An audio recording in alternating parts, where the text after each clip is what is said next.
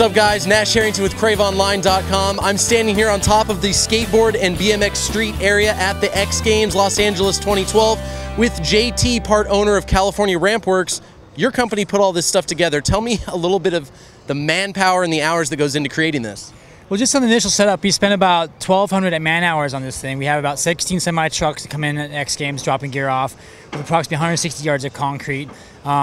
About 3 weeks to set the stuff up, and we'll be out of here in 4 days. So you see what we do. I mean, we get in here, get it on, and get out.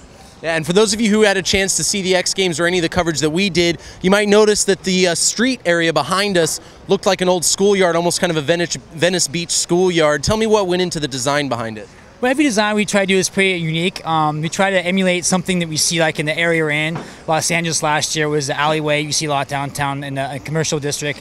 Here is like we took a schoolyard feel to it with a backyard swimming pool feel to this over here. Already just on drawing boards for LA for the next few years. There's like 15 awesome ideas, and they're all just equally as impressive. But for some reason this year, this and this came out. So you'll be interested to see what happens next year. Yeah, for sure. Now, do you guys spend a lot of time working with any of the athletes and getting advice from them on what they'd like to see in these for competition? Yeah, my partner, Brian Harper, he spends probably almost 6 to 7 months on initial designs, back and forth with the design committee. He works with a lot of the athletes. And then when it gets from there, it comes to my hands. I'm actually one of the guys that actually figures the structure behind everything. And my part's relatively easy compared to the design part because everyone has a different idea. For me, once it's done on paper and slated, it's easy to figure out where I need to get the gear-wise, material-wise, and everything here to make this happen. Awesome. Now, the only other ramp that you can't see in the shot that we're in right now is the mega ramp that they use for the big air for BMX and for skateboard.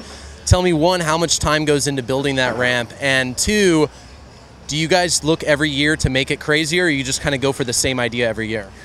Well, ironically enough, the first year we did mega, it took us 14 days to build that ramp. A lot of tearing out, redoing, just, was discovering new ideas and ways of setting something that big up.